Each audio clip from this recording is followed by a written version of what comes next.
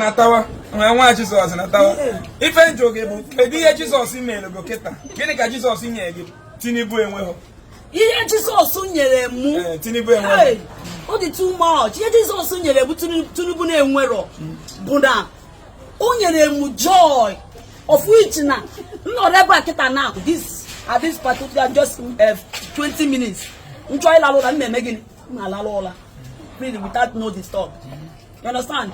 Enwe the joy na-enwe n'ime obi m whether ma enwere ma me enwero and me enwe joy, and the joy of the Lord is my strength. That is the only thing I have. Without I having joy, and whether I would have died, the BP I had them. Okay, ngwa Tinubu enwe joy. Kissing a mouse na churu.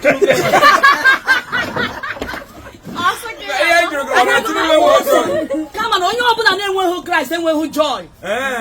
Onye ọbụla na-enweghị Christ n'ime ndụ ya.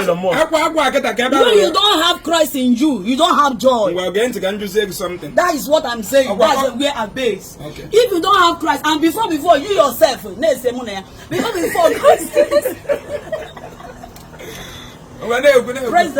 Praise God. Hallelujah.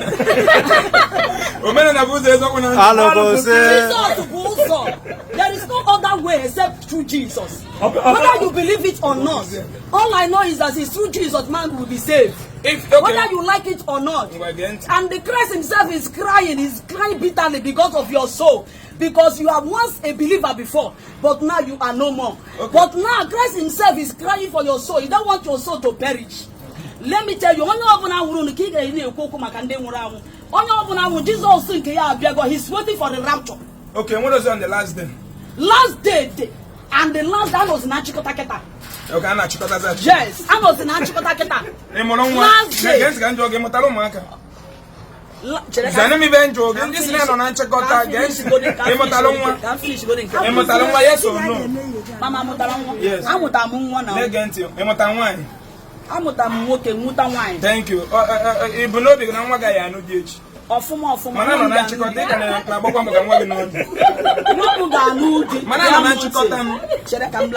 okay,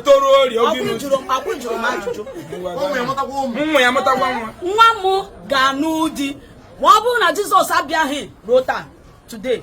Tomorrow, or Ganudi. Nke work again making Ganukwa wine.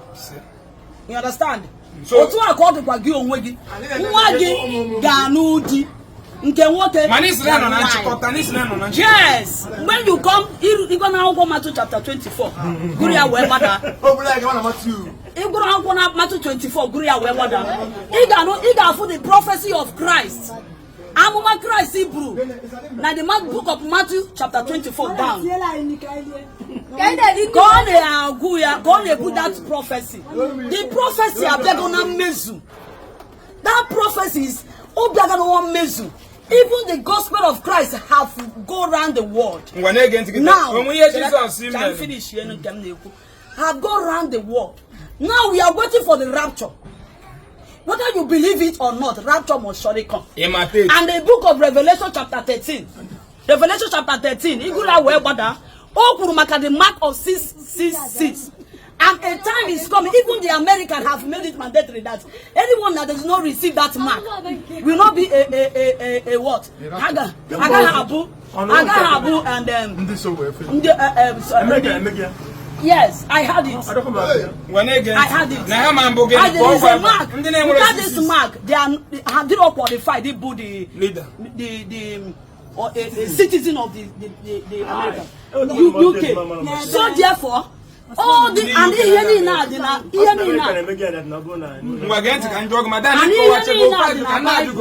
Name me and Ken or Texas. That's very mark. They have signed it, and very soon, another country will so sign it again. Nigeria, it's like Nigeria sign. I'm not the Coco Nigeria, another country. That's what I said. That prophecy of Christ have come to fulfill.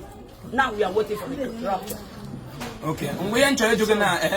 An Igbo Christian country, an Igbo Christian area before. But I get able to take over.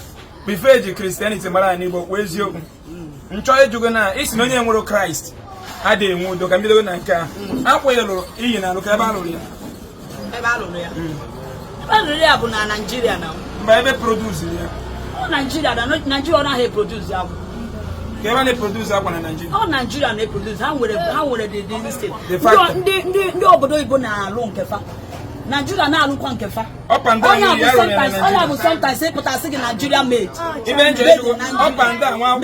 made in China made in UK ọ bụ na ịma ahụ njọ gị efe ndị yi na-alụ ka ebe produce ya efe ndị yi na-alụ ihe a polo na ndị Nigeria kwara na nke a gwara nke a kịta na-abụ n'onu iweta white ewuta kọlọ ya ka ha si na-ege ntị ndị manufacturer afọ iyi na roketa bụ China yes China na manufacture na Nigeria na manufacture iji phone ebe iji nnukwu phone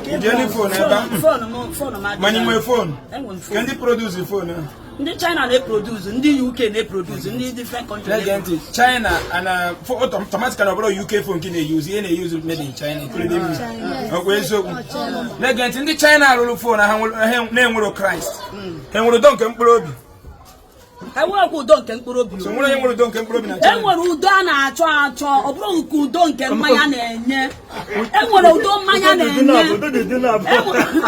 chere ka ndị anụ na ọkụ jụrụ m ajụ enwere udo ompa na-enye enwere udo kai na-enye enwere udo ego na-enye understand nwekwa udo Kraịst na-eme gịnị na-enye gwa anyị udo nke Kraịst na-enye udo nke Kraịst na-enye bụ tabodo na inwe ihe ego onwe gị zuru gị okay now tabodo na inwere ego ụta mba ọkịta na o nwere ike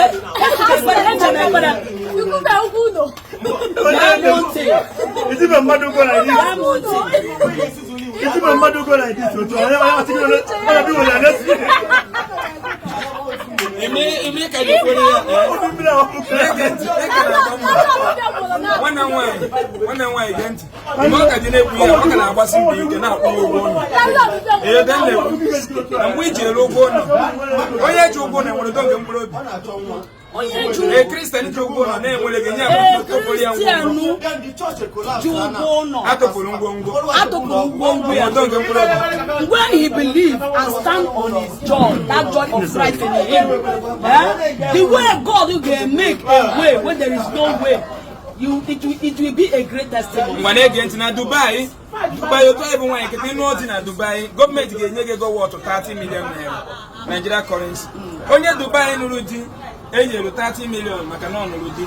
O nwere udo nke mkpụrụ obi. Ihe ọ dị ka ihe kwuru before, asị m enwere udo ego na-eme gịnị na-enye, nwee udo mmanya na-eme gịnị na-enye, nwee udo onye nyụrụ di nwa agbọghọ mara mma ọfụma di abịarị ọnụọ di udo nwere bụ udo nke ego na-enye. Ego na Christianity achọghị ka anyị dị mma na-ege ntị. Ọ bụ udo nke ego na-enye na-ege ntị ebe a ga-aga na omeji vidio. Ọ bụ udo nke ego na-enye. Ọ bụ udo nke ego na-enye na-ege ntị.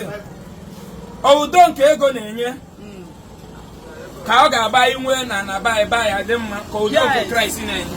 Ọ bụrụ na anyị gwụkwa gwe udo Kraịst na-enye, obi anyị adị ọcha n'ebe mmadụ ibe anyị nọ. I'm telling you, bayi ga-adị mma. Ihe bụ sometimes anyị nwebere udo Kraịst kịta since 168 years Kraịst dị ya. Enwere ndị na-claim na ha nwere udo nke Kraịst, mana udo nke Kraịst adịrọ n'ime ha. Why? Because na-ege ntị ka m bịa ndị ọgụ mba listen ga ntị ka ndị ọgụ nka ife ngwa gị bụ since over 200 years Bible bịara ebe a, so ndị Igbo enwebere udo nke Kraịst ọkwa ya. Enwere ndị nwere ya, nwere ndị na-abụ ga-abụ ha feel n'ụdị ha nwere, mana ha na-aga contrary to the will of God. Okay, ndị nke a nwere ya, why not na Kraịst si bụ n'ime ha mezie ka anyị dị mma. Udo nke ya bụ inwe anyị dị mma bụ na onye ọbụla ga-enwe udo Kraịst n'ime ndụ ya, n'ime mmụọ na eziokwu. Kwụba aka gị ọtọ, ịkwụba aka gị ọtọ bụrụ na udo Kraịst dị n'ime ndụ gị. Yes. Madam, enwe ihe ọwọsite Abraham gwara Jizọs. Ọ sị Jizọs na afọ ofu onye na Sodom na ọ ga-eme ka emebi obodo a Jizọs asị ya mba na enweta ofu onye na ebe a na-eme ezigbo ome na ama mmebi obodo a mana ebisi nwere ndị nke bere na Jizọs Kraịst nwere udo nke mkpụrụ obi na ndị mekwanụ na Jizọs ama ndị because of ndị a mega ba dị mma. Chineke gozie gị maka okwu anyị kwuru. You understand? Oh, but they see ya. Number 1, malakwa ni ekpere Chineke. Onye na-ekpere bụ Christ. Chineke gozie gị. Christ na Chineke bụ ofu. Ofu. Aya malagochi. Why na ya malagochi Christ before? Oh, go abi here differentiate ya. Ngwa ka m jụọ gị people. Christ say, mụ na nna m bụ ofu. When you see me, you have seen my father. Why I just say Manu Chineke before when I am you see Christ? Me, you have seen my father. Why you just say Bulu Madu with like Christ? Man, I took Christ. I am Malugo Chineke. Chineke maybe exist before, from the beginning of the world. And the way it is so is that you cannot see God face to face. Man, I am for Christ. Excuse me. If you go Christ face to face, because it starts from somewhere. You cannot see God face to face. Because when Abraham prayed, when Moses was walking hand to hand with God, Moses, now quote Genesis, now quote Exodus, I mean. So,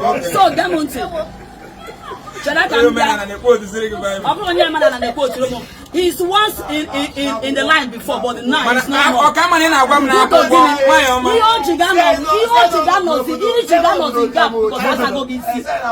Yes. Because you are once believer before, but now you are no more. Once before you are a mommy gonna do my papa gonna do again. Give me confirmation. Just like my beloved brother here. I like him now because now I get to know I will not have no one to pretend that Jesus won't put along. Why I don't what was out. I'm Megan. He only went you to Abo.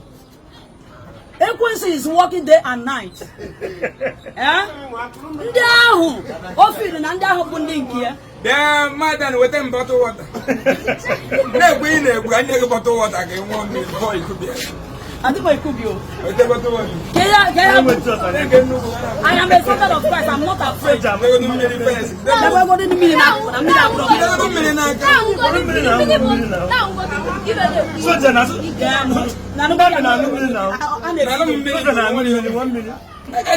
Christ will love. He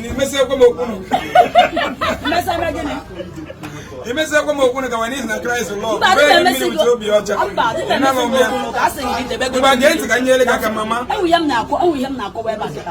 then Chineke no nwia. Wherefore now he cannot face man face to face, because when man see him, man cannot see God face to face.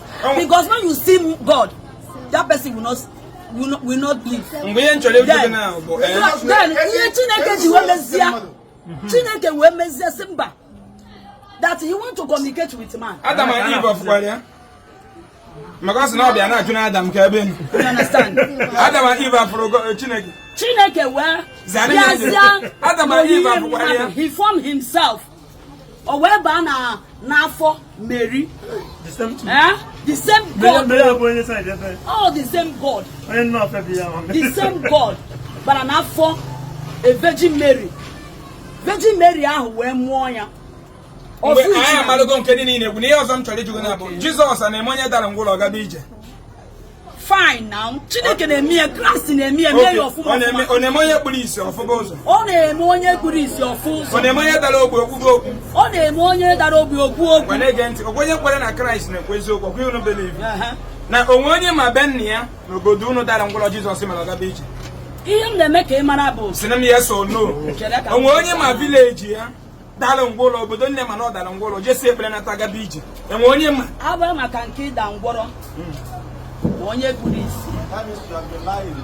It's not a lie. It's not a lie. Even joke, but when you my Ben near Ben Nonya. Yes, but yes, so just say Planeta will up and up and Angolia Gawich. And when even they make a market. Yes, or no, yes, simply have to join the yes. Then will only my Ben near Dalongolo, just say Ben and Nigeria, not Taga Beach. Nigeria, oh, we're gonna make outside. Ihe njugo na obodo unu enwere onye mma. Obodo anyị. Obodo anyị nwebere onye bịa mego otu a. Enwebe onye mma. Na street ebe ibi onwego onye mma. Enwego onye mma. Na ebe ibi. Ka ihe ade ebe obi. Onye ahụ dara ngwụlọ. Amara m ya before. Mgbe dara ngwụlọ. Amara m ya before. No dara ngwụlọ. At the time, o wee ya arụ. Ọ naghị kiri iwu ozi ọdọ. Mgbe ihe ngwụlọ enwe onye ma amụrụ cripple. Onye amụrụ cripple. Oke onye amụrụ cripple. Yes. Kwanụ gwanụ ba afụbere m. Ifube nwa na-ege ntị. Onwe onye ma be nne ya amụrụ okpo isi. Odo na nwatakịrị na amụrụ okpo isi. O jesi ekpere n'aka fọba ụzọ. Nwe onye ma. Benne ya. Yes. Yeah, bidoro m gị duje m ebe a. Amụrụ ya blind. Ọ naghị afụ ụzọ, yes. Ekpọrọ ya jesi ebu mpụta ụwa ka ndị Igbo na-akpịa. Ejesi ekpere ya bụ mpụta ụwa ekpuru isi ana. Enwere onye ma? Benne ya, nwebere onye mma benne ya. Thank you.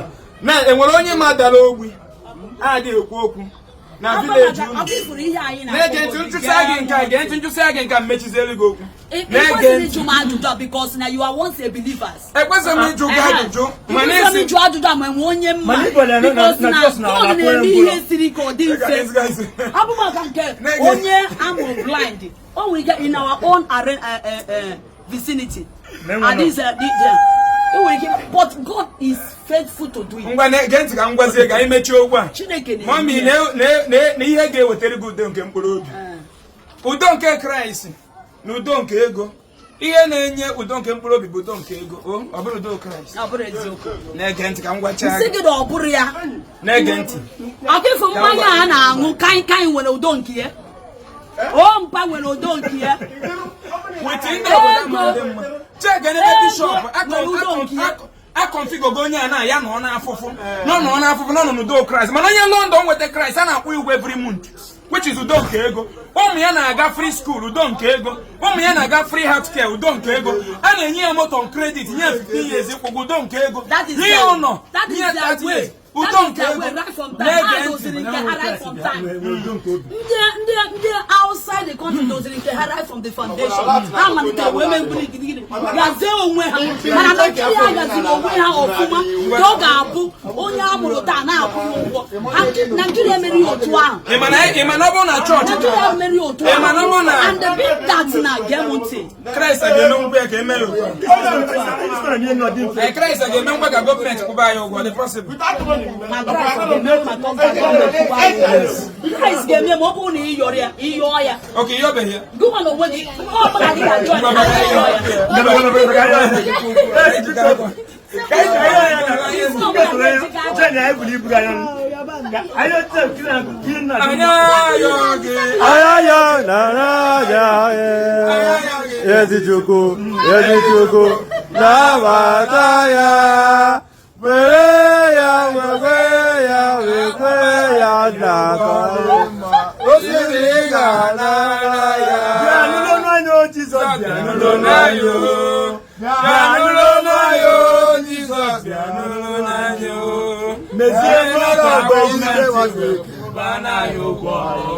In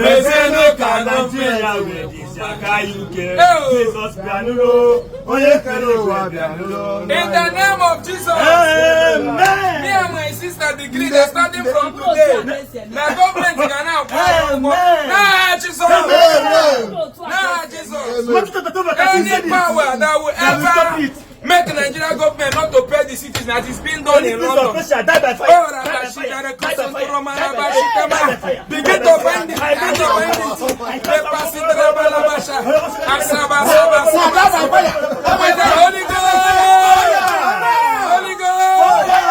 Holy Ghost. Take it.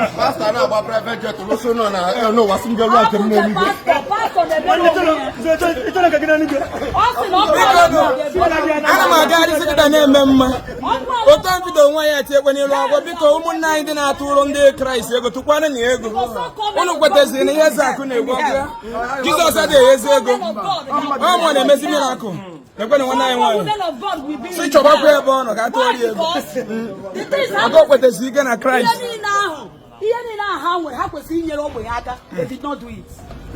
But that is not private jet. Yeah, private jet. Nanya private jet. Why Jesus said you were up for her name? They don't care for the what, for the poor. Jesus said you bank. August na Jesus had that one. Which means that Jesus and Honor, my governor Jesus no no when all through them. Through them. Many people many antichrists you will feel it. But I want to tell you that anyone a pastor, reverend, a woman of God, in one church, you are not helping the poor. You are going to hell. Hellfire. You are just the person who judge. That shall not judge. Bible says you shall not judge. You have judged them. The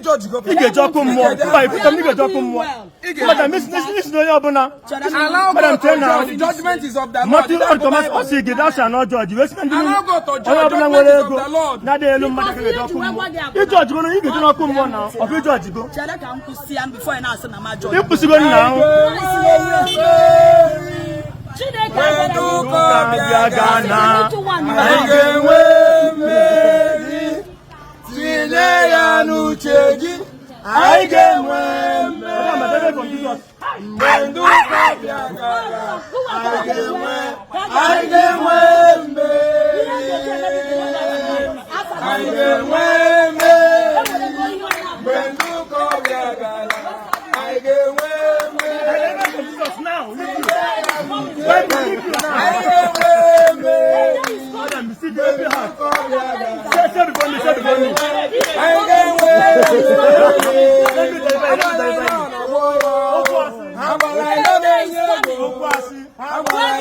You will regret it.